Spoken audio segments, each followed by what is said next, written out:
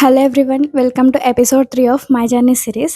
నేను placement preparation టైంలో రోజుకి 12 అవర్స్ 15 అవర్స్ ఏం చదవలేదు.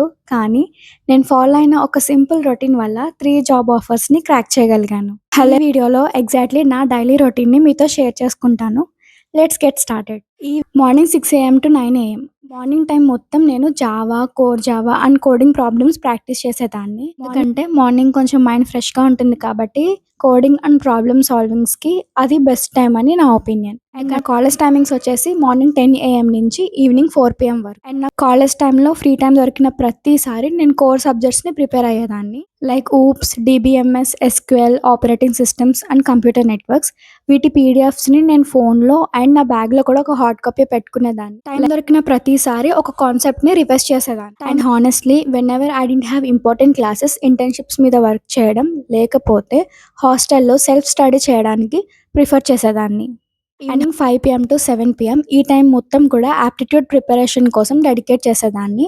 Arithmetic, logical reasoning and English grammar daily కొంచెం కొంచెం ప్రాక్టీస్ చేసేదాన్ని. సో కన్సిస్టెన్సీ మెయింటైన్ చేసేదాన్ని. Next project time 7 PM to 8 PM daily 1 hour project building మీద స్పెండ్ చేసేదాన్ని. Mostly web development projects build చేయడం, కొత్త ఫీచర్స్ని యాడ్ చేయడం, ఆల్రెడీ బిల్డ్ చేసిన ప్రాజెక్ట్లో ఇంప్రూవ్మెంట్స్ చేయడం, ఇంటర్వ్యూలో ప్రాజెక్ట్స్ ఎక్స్ప్లెయిన్ చేయడానికి ఈ 1 hour నాకు చాలా హెల్ప్ అయింది.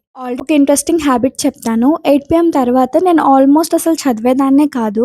ఫ్రెండ్స్తో ఇంగ్లీష్లో కాన్వర్జేషన్ ప్రాక్టీస్ చేయడం లేదా మూవీస్ చూసేవాళ్ళం. ఎందుకంటే స్ట్రెస్ అవుట్ అవ్వకుండా ఉండడం కూడా ఇంటర్వ్యూ టైంలో చాలా important. Coming to weekends like Saturday and Sunday, వీకెండ్ని నేను రివిజన్ టైం కింద ట్రీట్ చేసేదాన్ని. సో వీక్లో చదివిన సబ్జెక్ట్స్ అన్నీ కూడా వీకెండ్లో రివైజ్ చేసేదాన్ని. అలాగే నా స్ట్రాంగ్ కాన్సెప్ట్స్, నా వీక్ కాన్సెప్ట్స్ ఏవో నేను ముందే ఐడెంటిఫై చేసి వీక్ కాన్సెప్ట్స్ అన్నీ కూడా వీక్ టైంలో రివైజ్ చేయడానికి పెట్టుకునేదాన్ని. అండ్ నేను ప్రాబ్లమ్ సాల్వ్ చేసేటప్పుడు నాకు ఏదైతే ప్రాబ్లమ్ డిఫికల్ట్ అనిపిస్తుందో ఆ ప్రాబ్లమ్స్ అన్నీ కూడా బుక్ మార్క్ చేసుకొని వీకెండ్ టైంలో ఒకసారి రివైజ్ చేసేదాన్ని. సో లైక్ వీక్ టైమ్స్లో హాఫ్ ఆఫ్ ద టైం నేను రివిజన్ టైం కింద యూస్ చేసేదాన్ని. అండ్ రిమైనింగ్ టైం నా సెల్ఫ్ టైం కింద పెట్టుకునేదాన్ని.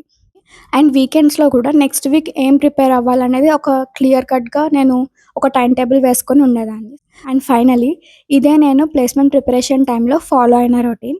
మీరు కూడా ఇదే రొటీన్ ఫాలో అవ్వాలని ఏమీ రూల్స్ లేదు. మీ కాలేజ్ టైమింగ్స్ అండ్ మీ స్కెడ్యూల్ బట్టి ఓన్ టైం టేబుల్ క్రియేట్ చేసుకోండి.